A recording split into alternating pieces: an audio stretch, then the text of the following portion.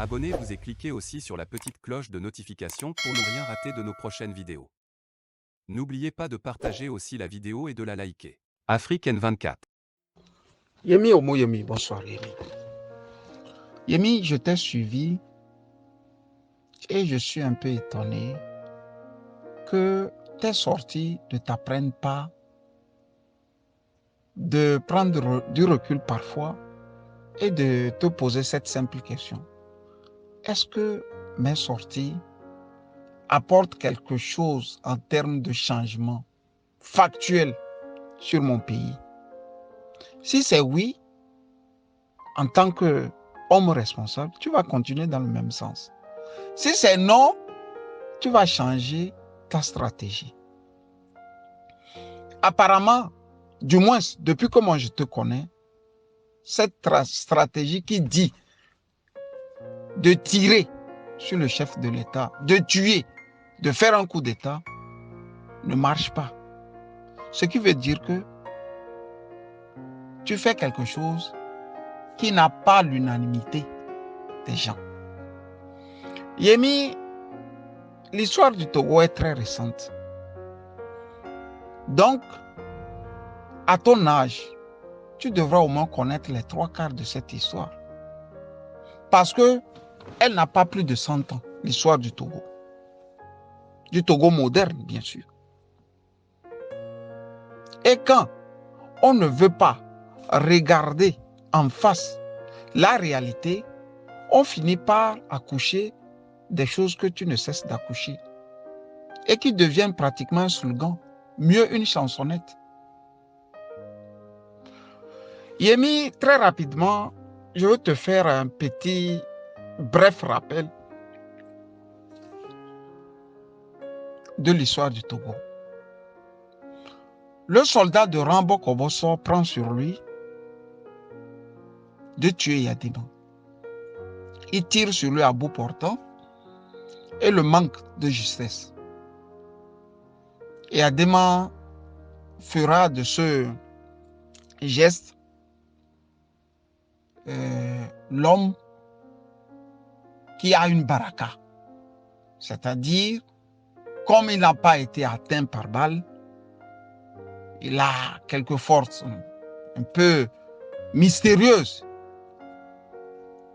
qui le protègent par rapport aux autres Togolais et mieux aux autres soldats. En cela, il va même se comparer à De Gaulle, au général De Gaulle. Parce qu'au petit Clamart, De Gaulle aussi venait d'échapper à un attentat comme ça.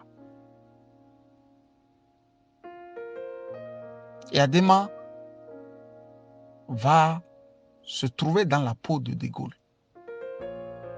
Le reste, tu peux visiter la bande dessinée. Il était une fois Adema.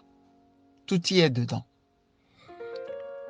Yemi, nous allons connaître ensuite le coup d'État des bourgeois. C'est le coup d'État le plus ubuesque, celui de Lanson Merlot et de ses petits amis. Officiers d'aviation et tout ce que vous pouvez savoir. Il va faire un coup d'État le plus incongru parce que le général attendait. Il l'attendait. Yadema savait que mes ennemis arrivent. La suite aussi est connue. Il est revenu manger avec Yadema. Et sa fille mange et dort dans le même lit que l'enfant de Yadema. C'est ça que j'appelle la classe des bourgeois de la côte. Au fait, il ne faisait pas le coup d'État pour libérer le Togo, mais il faisait le coup d'État pour libérer une certaine classe d'hommes au Togo. Dieu ne dort pas, si je peux encore le dire ainsi. Yemi, avant sa mort, il est revenu. Il a mangé. Sa fille mange et dort dans les bras de celui-là qu'il disait qu'il n'est pas bon. Sinon, dans les bras de l'enfant de celui que ces derniers-là disaient qu'il n'est pas bon. D'ailleurs, le coup d'État là va donner l'occasion au général de traquer tout ce qui est Lanson. Moi, je me rappelle, sincèrement, quand on était en 5e, je crois. J'avais un ami, Lanson Sedoufia. Sa maman est Djobo, sa maman est Kotokoli. En classe, quand on disait Lanson, tout de suite, on tournait les yeux pour le regarder. Je ne sais pas si lui remarquait, mais c'était comme ça. Après, beaucoup vont me raconter ce qu'ils ont subi. Beaucoup vont me raconter ce qu'ils ont subi en termes de brimade, en termes de menaces à peine voilées. Et si vous relisez l'histoire de Taviu Amourin, vous comprendrez que c'est à partir de ces années-là, les Taviu Amourin ont commencé par se méfier.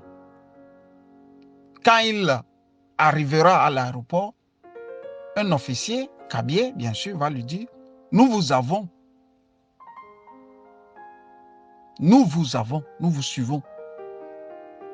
Nous suivons vos faits et gestes. L'homme, quand il prend le truc et l'avion il retourne, il ne reviendra qu'après l'amnistie de 90. Et Adema n'avait plus de choix que de dire à tous ses ennemis internes comme externes de rejoindre le Togo. Yemi, c'est le second point. Le troisième point, nous sommes au coup d'État du 23 septembre 86, qui a été d'ailleurs médiatisé, très médiatisé. C'est-à-dire c'est le coup d'État des farfelus. Et je n'ai jamais rien dit sans preuve. Quand tu vas et tu fouilles le livre de Jean Degli, La tragédie africaine, il est bien écrit que Gilles-Christ Olympio voulait évincer ses petits amis et aller vite faire le coup d'État et ramasser les dividendes de ce coup d'État. Thomas Sankara sera très choqué et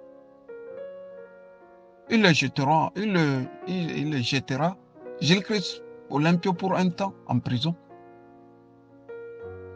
Ils vont le jeter en prison pour un temps. Yemi, le seul coup d'État qui aurait pu réussir pour le bien des Togolais est celui que les deux Naouda là avaient mené de commun accord. Vincent Tokofei et Christian Kanekaton. Parce que ces officiers avaient un peu un sentiment nationaliste en eux. Le politique va s'inviter. Ça va foirer aussi le coup d'État. Puisque le politique s'est invité. Au Ghana là-bas, ce n'était pas seulement les militaires qui voulaient faire le travail de militaires. Les politiques étaient là. Donc là où le politique passe, tout trépasse. Donc à la fin, tout a trépassé. J'ai voulu te faire une histoire pour te dire que la culture de se lever et de faire quelque chose n'est pas d'un domaine très réservé au peuple togolais, à son armée surtout. Ils ne le font pas dans la plupart du temps pour libérer le peuple, ils le font soit pour libérer un groupe, libérer des amis, des coquins. Donc ça ne peut que foirer. On n'a pas cette culture. Yemi, moi, je vais te conseiller un livre. Partout où tu seras, il faut le lire, le relire. Et tu comprendras qu'il y a des pays où beaucoup de choses font l'exception à la règle. Il faut lire Elikia Mbokolo au cœur de l'Etini. Quand tu as fini de lire Elike Ambokolo au cœur de l'Etini, tu vas revisiter ta manière de penser le Togo. Le pouvoir au Togo n'est pas seulement un pouvoir dans le sens classique du terme. Au fait, c'est l'Etini qui est au pouvoir. Et quand tu lis au cœur de l'Etini, tu vas voir la capacité de l'Etini, d'une seule Etini, pardon, à engranger, à phagocyter beaucoup d'ethnies et ensuite la mettre sous sa tutelle. Nous sommes dans ça au Togo. Le dictateur, à la fin, n'a pour référent que l'ethnie. C'est pour ça, tout ce qui peut être perçu en termes de changement prend fin aux frontières qui délimitent la ville de Kara. C'est factuel, Yémi. C'est factuel. Notre lutte devrait consister à commencer par détruire cette forme de constituer un État. Parce que l'ethnie en question se sent rassuré quand un de leurs fils tient les manettes du pouvoir. C'est pour ça, quand il faut lever le petit doigt et dire, toute l'ethnie se tait. Il y a sur encore pour le Togo, la plateforme que moi j'aime bien, dans laquelle je suis d'ailleurs, qui a longuement diffusé cette sortie de Bourahima Naboudia, qui est le premier communicant de la DMK. Il a pris son expérience personnelle. Il a retracé ce qu'il a vécu lors des incendies. Ce qu'il a vécu dans sa chair lors des incendies. Mais une phrase m'a marqué. C'est la phrase d'un officier. Et l'officier en question est le colonel Bakali, qui s'avère être aussi le préfet de la ville de Kara. Bien que Naboudia soit en couple avec une fille Kabyé, quand on va